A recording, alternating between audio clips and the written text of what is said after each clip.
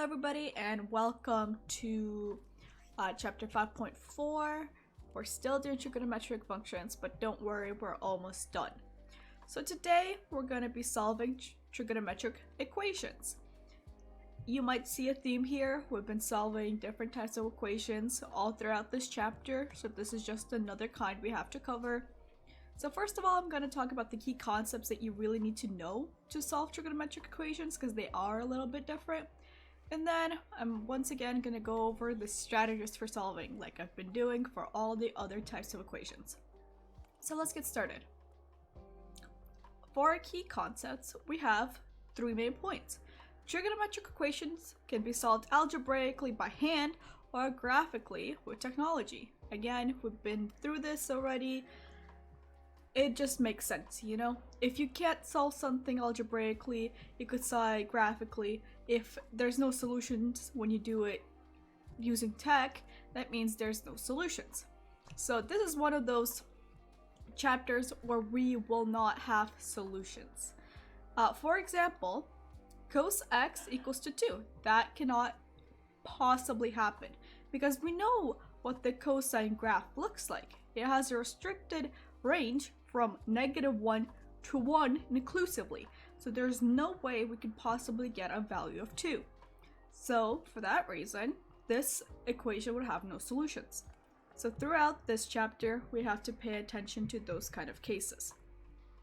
The next point is that actually we might have a lot of solutions in this chapter. So for example, cos of x is equals to 1. We know that it is true for 0, for 2 pi, for 4 pi, and so on and so forth. So in this chapter, to make sure we're not listing an infinity of solutions, every question is going to propose an interval that you have to solve for. So for example, if our question cos of x is equals to 1 was the case, our question could ask, find all the values from the interval of -2 pi to 2 pi. So in that case, our answers would be -2 pi, 0, and 2 pi, and that's it. We don't have to go any further, and you definitely shouldn't go any further, as that will reduce your marks. So the reason, again, for why they actually do repeat or why we have infinite solutions is because all of the trigonometric ratios are periodic, which means that after some time they repeat.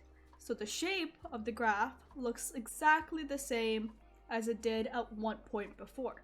For that reason, you could always find another point that means like has the exact same y value even though the x values are different.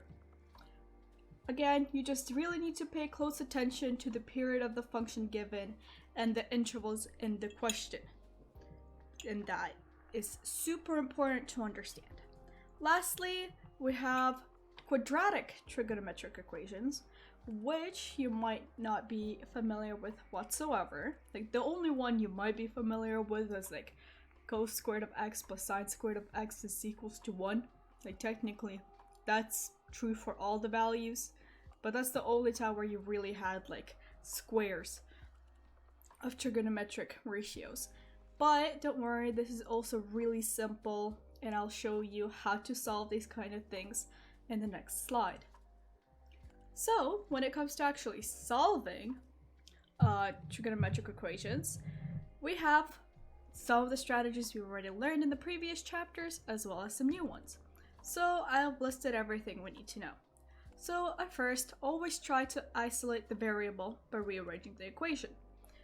So, and this might sound a little bit confusing because, hey, we're going to be working with trigonometric ratios where you have something like sine followed by the variable. This is where you would have to use your inverse functions. So sine inverse to isolate for that variable. That's what you have to do. You also have to keep an eye out for your special angle values because sometimes you might have like a 5-mark question and you only are given like 10 minutes to do it. And that would probably mean you're dealing with special angles, because then you don't have to find the inverse. You should already memorize the angle that fits. Therefore, you have to remember them to save you some time. On the same thought of saving time, you try to remember the domain and range for the 6 trigonometric ratios. That might sound a little bit complicated or a little bit too difficult to do, but if you have been practicing in the last chapter and a half, you should already have them memorized, even if it's subconscious. Like, we know that sine and cosine are defined for everything, and their range are from -1 to 1. That's good. For tan, we know that it can't be defined for values like pi over 2 or 3 pi over 2, so odd multiples of that, but its range is infinite. It could go from negative to positive infinity. And then we have our other functions like cosecant and secant and cotangent, which we actually did this chapter. And if you want to go look at those graphs, go for it. But again, they're very similar. Everything that was defined, for example, for cos of x is now not defined for secant of x. But yeah, you could just look at the graphs for that. Also, what you need to know is that once you know the range and domain, you could immediately get rid of equations that don't make any sense. So if you're facing like something like sine of x equals to 5, you know that can't possibly happen, so you immediately just say, hey, like, dude, that's not possible. So I'm not gonna try to take the inverse of 5, right? Because again, we're not defined. The range cannot go that high. Or for cosecant of 2x equals to 0.5, we know that it can't be in the range of like -1 to 1, which means we can't possibly have a value of 0.5. So again, it's not defined. X cannot have a value. With that being said, we can now talk about the quadratic trigonometric equations, and these are actually super simple. All you have to do is express the parts with the trig ratios as new variables. So, for example, if you have the following equation, we have sine squared of x and sine of x. We don't want to work with those. Those are too much to write, and they will clutter up your like writing space. And so we're just gonna say, hey, let y equal to sine of x. Now everything that was sine of x is now y, so sine squared of x is y squared, sine x is y, so we get this new equation. For this new equation, we can now factor it, and once we factor it, we can now solve for y. When we solve for y, we need to then substitute in sine of x and solve for x. It's gonna make your life a whole lot easier than working with this full equation. Also, if you get into like big substitutions where, for example, we have like tan, it'll also make your life easier since you could get rid of everything and just put in a new variable that it's much easier to work with. So with that being said, I've assigned 5 questions for this chapter. All of them, especially like the first 2, are really easy. So I'm just gonna go over those ones, just speaking, and the last 3 I'm gonna do it on notes. So cos of x plus 0.75, we could rewrite it as cos of x is equals to negative 0.75. Then from here, we could actually take the inverse, right? So x is equals to cos inverse of negative 0.75. Sorry, I'm just typing into my calculator, and we get that x is equals to approximately 0.7. Now that we found that x is equals to approximately 0.7 radians, we need to account for an interval. Where else is the values negative? What other quadrant? We know that cos is negative in quadrants 2 and 3. So we found something in quadrant 2.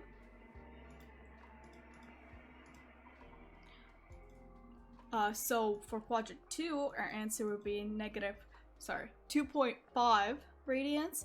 And for quadrant 3, we would actually need to find the beta angle, which, as we found, was 0.7. And then we have pi plus 0.7 as our second answer. So for quadrant 3, pi plus 0.7 is 3.8 radians. Therefore, our answers for this question are pi minus 0.7 and pi plus 0.7. For the next question, we have tan squared of x is minus 1.44 is equals to 0. So we could rewrite this as, for example, let tan x is equals to y.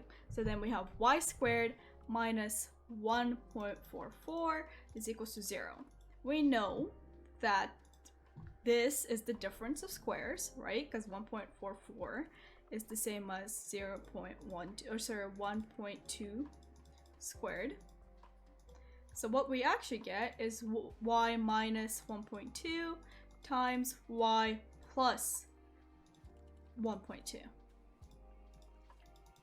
So now, since we're solving for when it is equals to 0, we could say that y is equals to 1.2, and then y is equals to negative 1.2. From here, we once again bring back the tan of x. So what we actually get is that tan of x is equals to 1.2, and then the other one is tan of x is equals to negative 1.2. For here, we could now just simply take the inverse once again, and when we take the inverse for tan of x of 1.2, we get 0.87 radians. So this one is positive. That's our first value. Then when it's negative, it would be in quadrant 2. So we would do pi minus 0.87. For quadrant 3, it would be positive. So that would still fit our narrative. So we do pi plus 0.87. And then again, for quadrant 4, it is negative, but still fits our interval. So we do 2 pi minus 0.87. So again, we should have 4 different answers. Now, if we just want to make sure that's true, we could actually just bring in a new value. So let's do that. Or sorry, not a new value, but we could actually graph the function. So the answers that we are getting are the following. It's just the answers that we got from last time. Let's see. So we know that 2 pi is 0.6. So over here, how many answers did we get? 1, 2, 3, 4. Therefore, we were correct. This value should be approximately, again, like 2 pi minus 0.87. This should be 0.87. This should be pi minus 8.7. And this should be pi plus 0.87. As you can see, these are pretty easy or self-explanatory. However, I've done a lot of these so far, so I would recommend trying to practice these by yourself. I'm pretty sure the first two I got from like the textbook questions, like chapter or question 1 and question 5, I think. Again, you could just go through the textbook and do all of the questions if you're having difficulties. Now, let's try the next 3 on note. Okay, so let's look at the first question. I'm gonna rewrite it. Sine of squared of x minus 2 sine x minus 3 is equals to 0. Also over here, I'm just gonna say our interval, just so I remember what it is. Again, let's say that y is equals to sine of x. So what we get is y squared minus 2y minus 3 is equals to 0. Is it possible to factor this? Well, of course it can. It could actually factor to the following. So we have something that multiplies to negative 3 and adds up to negative 2. So that could be negative 3 and 1. So our number should be y minus 3 and then y minus negative 1, which should be y plus 1. With that being the case, we could now continue. So let's take the different cases we could have. So case 1. Case 1 would be y minus 3 is equals to 0, so y is equals to 3. So we now substitute back our sine x is equals to y, and we get sine of x is equals to 3. We know that can't happen, as the range for sine of x is that y must be greater or equal to negative 1 or smaller or equal to positive 1, right? Therefore, no answer or no value. For case 2, we have that y plus 1 is equals to 0, so y minus 1, or sorry, y is equals to negative 1. Again, we substitute back sine equals x is equals to negative 1, and we only have one value in our period for this. Again, our period is from 0 to 2 pi, and that value is x is equals to 3 pi over 2. You just need to remember your unit circle for this. It'll make your life a whole lot easier. So consider these two cases. We only have one value, so the answer would be x is equals to 3 pi over 2. That is the only answer we could get. Now let's move on to the second question. Our second question is secant squared of x plus 5 secant of x plus 6 is equals to 0. Again, let's say let y is equals to secant of x. So we have y squared plus 5y plus 6 is equals to 0. So we need to find something that multiplies to 6 and adds up to 5. That could be y plus 3, or y minus 3, plus 3, sorry, and then y plus 2. Those would be our two values. Again, let's consider case 1.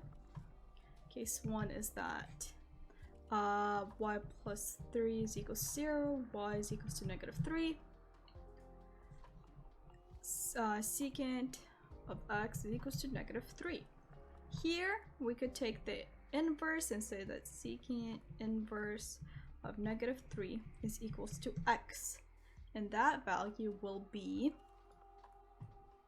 1.9106 is equals to x. Again, this is in radians. Now, what's important to remember is that this value is actually in the second quadrant. Since it's in the second quadrant, we know that it has to be negative, so that's good. Where else is it? Is 1 over cos negative in the third quadrant. So now we have to consider the third quadrant. For the third quadrant, for them to have the same answer, all we have to do is find the beta value. You might not remember that from last year, but I'll remind you the beta value is essentially the angle in the first quadrant that satisfies this value over here. So this shouldn't be negative for the first quadrant, it should be just 3. So now let's find what secant inverse of 3 equals to. And that is equals to secant, let's just say beta is equals to secant negative 1 of 3, and that is equals to 1.230, actually it's rounded, 1.2310. Now that we found our beta value, we know that our second angle, so I'm gonna say this as x2 is gonna equals to pi, because this is pi, plus the angle. This is beta plus beta is equals to approximately pi plus 1.2310. That is 4.3726. So we got two answers, 1.91 and 4.3726. Now we need to look at case 2. Case 2. We have y plus 2 is equals to 0, so y minus 2 is, y is equals to negative 2. Again, substitute secant in, we have secant of x is equals to negative 2. We do the same procedure, so secant of negative 1, or secant inverse of negative 2 is equals to x, or x3 in our case now, because we already have x defined and x squared and x2 defined, so x3 is equals to negative 2.0944. That is our value. Then we have another beta that would be equals to secant secant inverse of 2, that is equals to 1.0472. So x4 is equals to pi plus beta 2, that is equals to approximately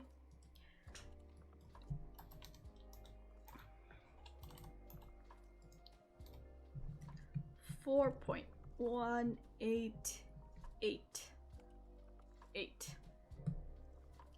Again, depending on who your teacher is, they might have different preferences for how many decimal points you keep, if you keep any at all. Again, this is just something you should discuss with your teacher. So overall, we got 4 answers. One here, one here, one here, one here. The reason for that is, again, because of our restrictions. So we only considered this full circle here.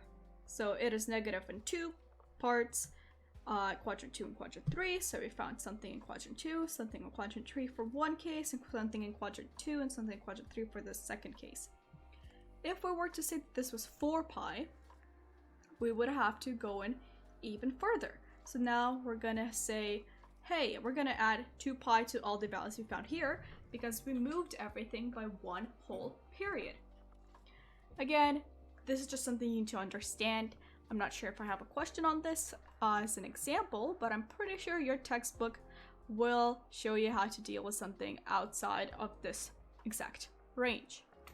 Now let's talk about the last question. As you can see, this question is pretty long, and so we'll rewrite it. So what we get is 4 sine of x cos 2 of x plus 4 cos of x sine 2 of x minus 1 is equals to 0. As you can see, we have a question or an equation with 2 different trig expressions. This might seem really difficult to you, but I can assure you we can do this together. So first, what we should try to do is isolate for a common variable. So let's see. What we could do is, of course, let y equals to sine of x, for example, and let z equals to cos of x. Would that be of any benefit to us? Well, it might. We have like 4y cos of 2x. We know the relationship, but it's not an exact, like it will take us another sine of x. And so you could do it this way, but I wouldn't force you to. What we could do actually is understand what this means. So let's try to do that instead. We have 4 sine of x cos squared of x plus 4 cos of x sine squared of x. Does this remind you of anything? Well, this is actually the compound angle formula, right?